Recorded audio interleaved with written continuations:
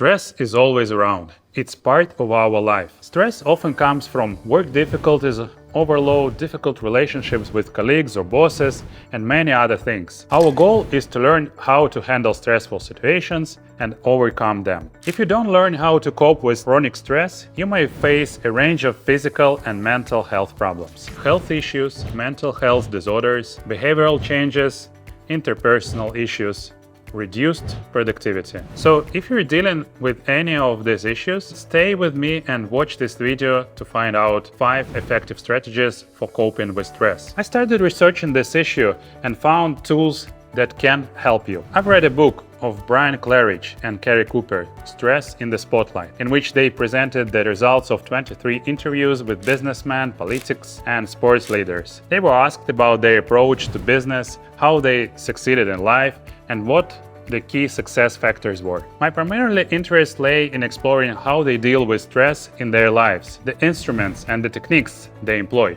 I would recommend taking notes while watching, so you can immediately have the opportunity to implement these tools into your everyday life. Let's see what successful people do to cope with stress. What is the first one? What do you think?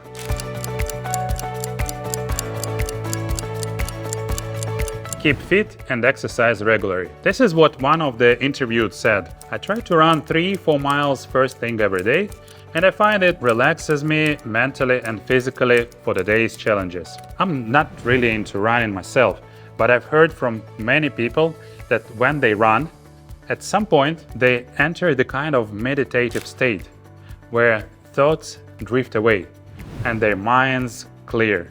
From my experience, I feel a similar state when, for instance, I'm snowboarding down a mountain at high speed. At some point, all thoughts disappear, and it's just you and the slope. If I start getting distracted, I might lose balance and connection with the slope. By the way, we achieve a similar state by doing mindfulness practice or meditation. The second most mentioned approach can be summarized as build a network of people around you. These networks provide you with a broader perspective, access to different resources and expertise, and of course, opportunities for socializing and relaxation. These are people who you can turn to when times get tough. Imagine you've lost your job. With an extensive network of professional and personal contacts, you will find a new job much faster through this network. It helps me a lot. I've built an extensive network on LinkedIn and Facebook, and I've participated in lots of professional events. Now, whenever I need something fast, like a contact at a certain company or a specialist for a specific job, I can just post in social media and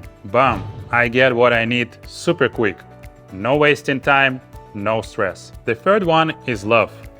Yes, it's that easy. You just need to love. Attend a stand-up comedy show, gather with friends for dinner and share funny stories, or watch a comedy movie. Many of the interviewees said, don't take life too seriously. Also incorporate humor into your work where possible and suitable. I personally often go to stand-up comedy shows in the evenings. No matter how tough my day was, all the fatigue just melts away, well, as long as the comedy is actually good. There were also several people who mentioned prioritization as an important skill to deal with stress. Prioritize daily, so you always know what you do today and the following week. When you know your priorities, you don't stress about things you didn't do, as you consciously decided not to do them. What I particularly liked is the advice to free time in your schedule to deal with unexpected. You've heard of VUCA, right?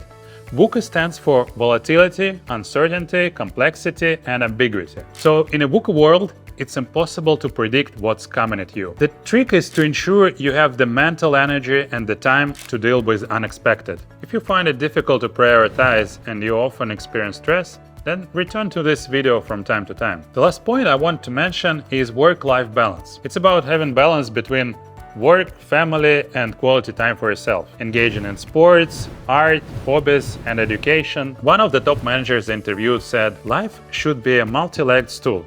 And if someone kicks out one leg, the stool remains standing on the remaining supports. I've been reflecting on these tips, and they're straightforward and simple. Yet when we're caught up in the business of the day, we often don't take the time to consider them. What works for me is taking a 10-15 minutes break during the day to pause, reflect on what I'm doing, and plan my actions according to these strategies. So again, the magic top 5 strategies. Keep fit and exercise regularly, build a network of people around you, love, prioritization, and work-life balance. Putting these strategies to work in your life can really help you to deal with stress or maybe even prevent it from happening.